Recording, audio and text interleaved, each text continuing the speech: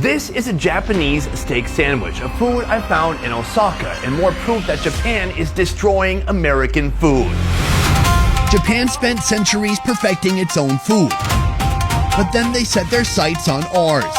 Now they're pulling the concept of sandwiches apart piece by piece, then putting it back together into something unrecognizable. For the sandwiches, he uses a total of 10 eggs. 10 eggs? So here's the mission. As a food journalist, I'm going undercover, trying them all, and giving you the unfiltered truth.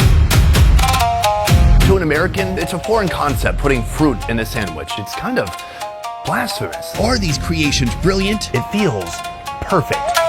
Or a complete bummer? What happens when you mix ordinary sandwich bread with the most revered beef in the world? Let's go for it. Let's try it. It all starts here with one ingredient folks in this country have mastered: the egg. When it comes to eggs, folks in Japan are absolutely obsessed. Go to any 7-Eleven and the shelves will be stocked with egg sandwiches. But the restaurant behind me is taking egg sandwiches to the next level. Let me show you.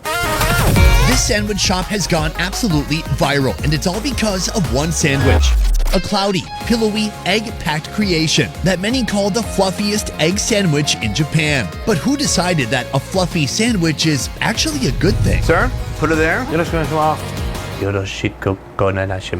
Close. Meet the man behind the sandwich, Hideki Hosaka. Soon we're going to talk about your sandwich, but if you go to any 7-Eleven in Japan, you're going to find an egg salad sandwich. The bread is perfectly soft inside. The egg salad is fluffy and rich and creamy and very satisfying. What is so special about the egg salad sandwich in Japan in general? I don't know why. Can I tell you what I think it is? Sometimes our friends, they let us down. Sometimes our family, they let us down. But egg sandwich, it never lets us down. American joke. It all starts with the eggs. How many eggs are going into one single sandwich? He uses a total of 10 eggs. 10 eggs? Is that why you're so jacked? The chef separates the yolks from the whites. In Japan, Japanese doctors, they recommend between 10 and 30 eggs per day, yes? That's what I heard. Okay, good. Those whites get whisked into a full-on meringue, the kind you'd normally find in a Parisian pastry shop window. So what's it doing in a dish like this? The yolks meet custard cream and a pinch of sugar. Then the two come together into something that's delicate and airy. To make one of these, about how long does it take? 20 minutes. 20 minutes? Yeah. 2 slices of bread get hit with a slick of mayo. Then somehow, that giant cloud of meringue gets tucked right in between. Wrap it, slice it, and just like that, the inside reveals itself to the world. But he's not done yet. Next, egg salad is nestled into the center. A glossy layer of egg yolk and garlic butter draped over the top. Then one last trip to the oven to seal the deal. When I saw this recipe online, I thought this is not a man who's looking to maximize profit. I thought this man is trying to make the best egg sandwich in the world. Do you think this is indeed the best egg sandwich in the world? He's saying there are definitely things he needs to improve. Sure. Me too. Joining me, Sarah, a local content creator who built her own private tour company from the ground up, specializing in Japanese food and culture. You've never tried this before? No. How do you feel? It's actually not as heavy as I thought. No. It must be really packed with air. Together, this is one sandwich. But when you come to this restaurant and order the sandwich, you get half because it's so freaking huge. What's interesting to me is, I asked him, are you doing something special with the bread? The bread is so important to a sandwich, and he's like, no, I just use bread. It's getting soupy in there. Like, look at this. Oh my god. Cheers. Cheers. Oh my god. It is so fluffy. Oh my god, the meringue is so fluffy. It just disappears into my mouth. Sometimes meringue on a pie can just be overly sweet. Here, it's just slightly sweet. And it pairs perfectly with that savory egg with that garlic butter and the richness of that yolk. How you doing? Look how neat hers is compared to mine. I'm Japanese. How do you do it? It's an acquired skill. Yeah. What's special about this sandwich is that it's an experience. This is not something you can get off the shelf at 7-Eleven. No. It's something with an expiration date, and that expiration date's about 12 minutes. So you better get your mouth on it quickly, or else the experience is gonna fade. It's really that aeration that creates this super fluffy texture, but still creating a really rich mouthfeel of the smooth eggs.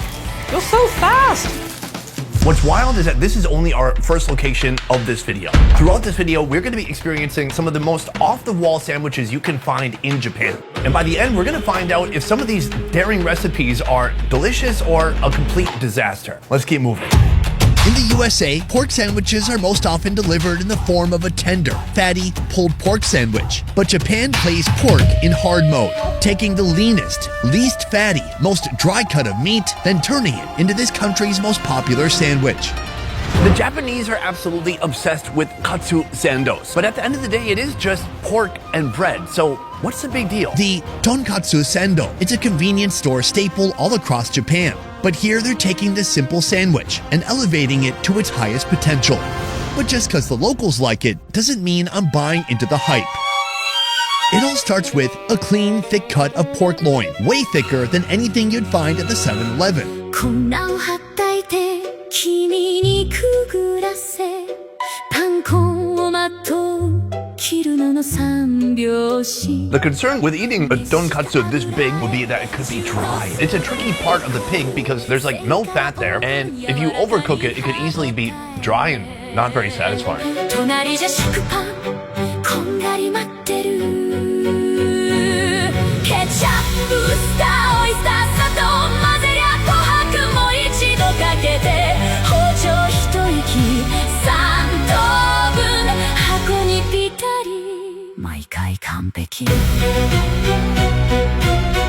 All the tonkatsu sandwiches they make, they are for takeaway. They're packaged like this because they're meant to be boxed up and eaten outside. It feels perfect. He has cut away the crust. Did he cut away some of the cutlet too? Yep.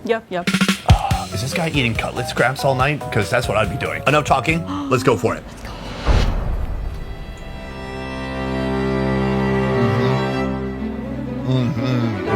I think the chef knows what he's doing. I knew I loved it before I even tasted anything because my teeth went through that pork so easily. It's hot, it's steamy, it's juicy. That is the softest meat I've ever had in a tonkatsu sando. Like if you get these tonkatsu sandos in convenience stores or supermarket, the meat is really thin and it actually feels like you're just eating sauced batter. But here, you actually taste the meat and the meat is so soft, so tender. This is absolutely amazing. Beyond the texture, there's a wonderful flavor combination here because the pork has a naturally kind of savory, salty flavor, but he's paired that with a sweet sauce or a glaze. So it's a little bit of salty, a little bit of sweet, all together in one bite. Would you like another one? Yeah, I do. Don't worry, I won't take it. Right here, I have the coveted middle piece. Beyond that, this is heavy.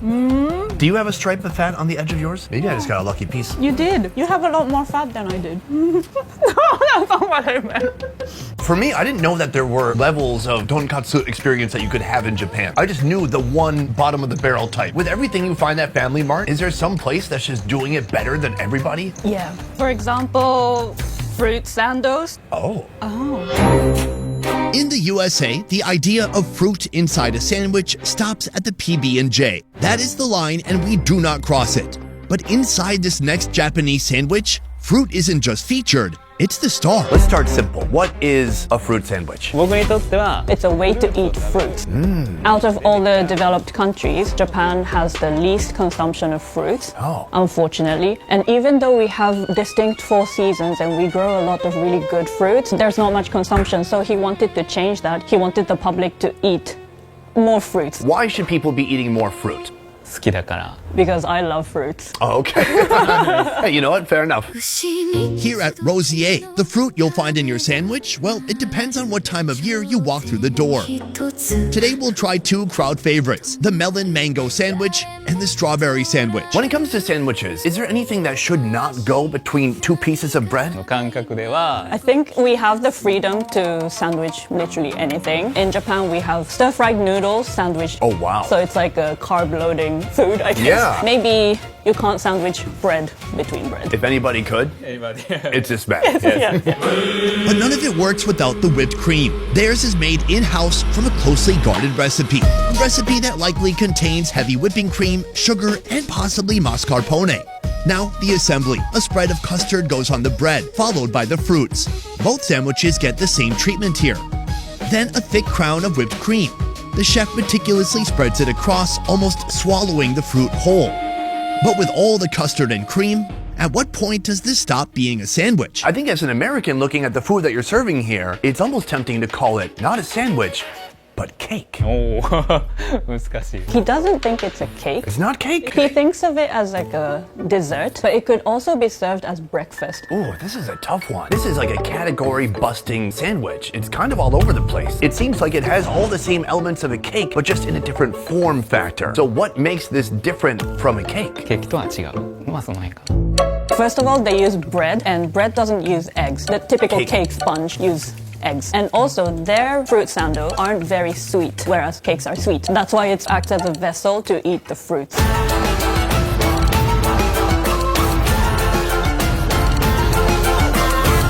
So fruits are treated a little differently in Japan compared to the West. We treat them more as like a luxury. We even have a big culture of gifting high quality fruits to people because fruits can be really expensive in Japan. And the fruits you guys have are not as sweet.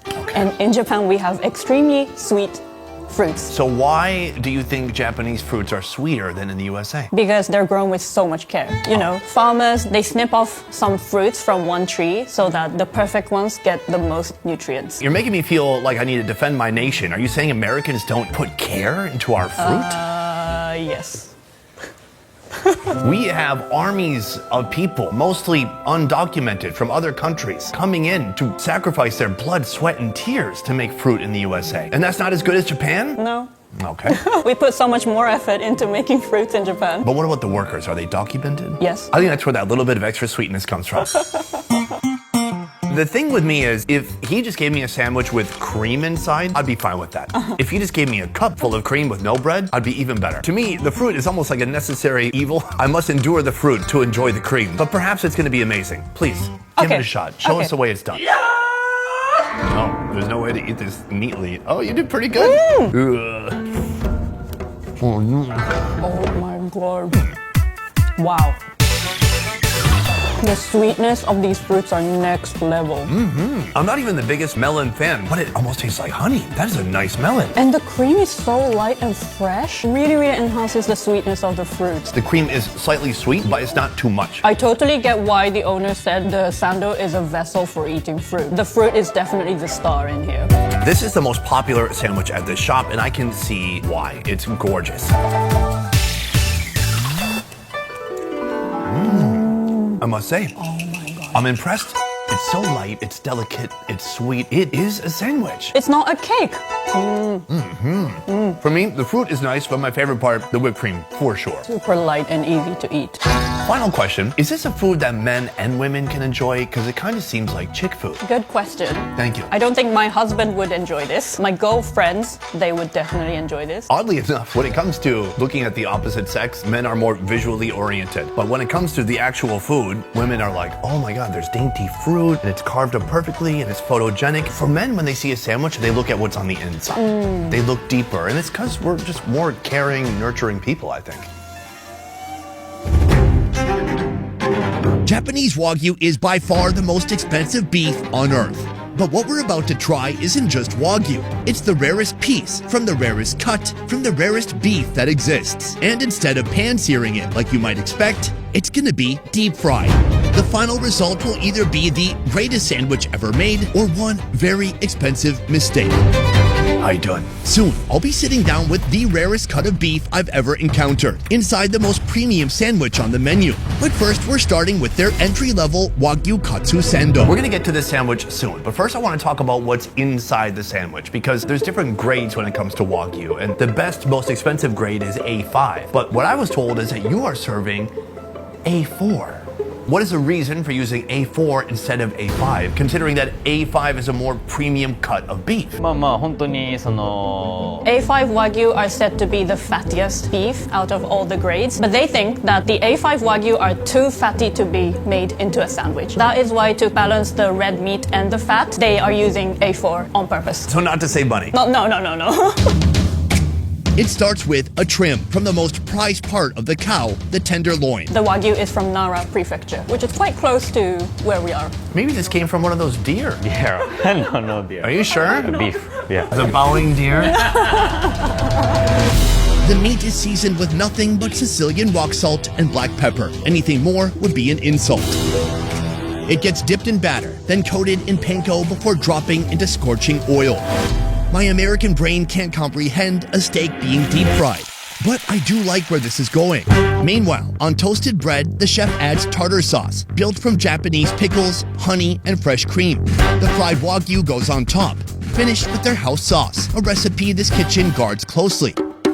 Crusts are trimmed, 4 pieces presented, clean, uniform, almost too beautiful to eat. Almost.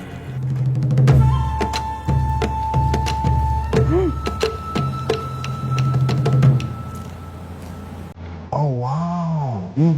How is that so soft? It's so soft. And he's right. Sometimes that A5 can be too much. It can be so rich that it almost makes you sick. This is not that. With the A4, it's perfect. The bread is thin, it's toasted. The sauce inside, it's a little bit sweet to counterbalance the richness of the meat. And then the meat, I mean the steak, is the perfect steak. How would an anime character say oishi? Oishi! Can you do it like that?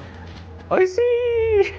That was nice. I like that. Now here's where it gets interesting. This sandwich costs 3 times more than our last bite, and yet it comes from the exact same tenderloin. This here is premium Wagyu, a cut that's known as the tenderloin. But if you slice it here and slice it here, these two ends become the fillets, and you're left with this premium cut in the center, the Chateaubriand. You can see when you look at this cross-section of meat how beautiful that fat distribution is. It's perfect marbling. It's fat evenly distributed throughout the meat. What's wild is that even though this is all the same muscle group, if you're using this middle section, the price is twice as much.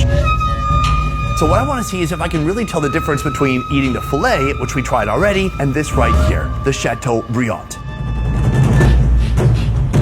Sicilian rock salt, black pepper, batter, panko. Same as before, but may I remind you that this is Chateaubriand we are talking about. The kind of cut that gets plated in fine dining restaurants worldwide is being submerged in oil.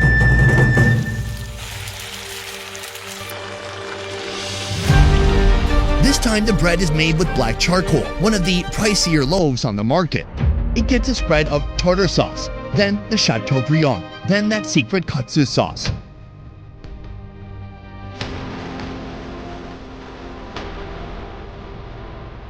And if that didn't look expensive enough, how about some gold flakes? Finally, the question remains, is this craft?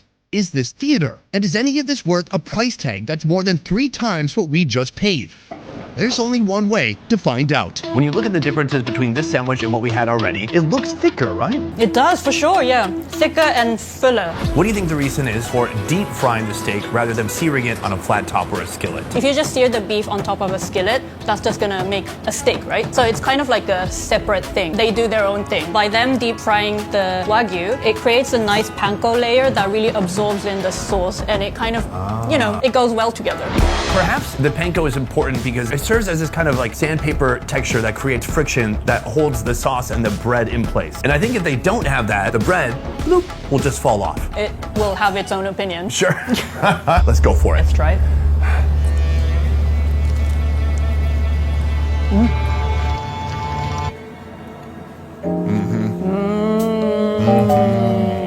It's better. So much better. They've nailed it with the using A4 instead of A5. It's fatty, but it's not overly fatty, and it's so tender. The fat is really merging into the red meat perfectly, and it really, really melts in your mouth. Absolutely, that is the best way to put it. I love how they really toast the bread, so it kind of creates the nice contrast between the crunchiness of the bread and the melting texture of the meat. I hate to say it, it's a perfect sandwich. I came here to Japan as a journalist. I put boots on the ground, and I had a mission. And the mission, hold on one second.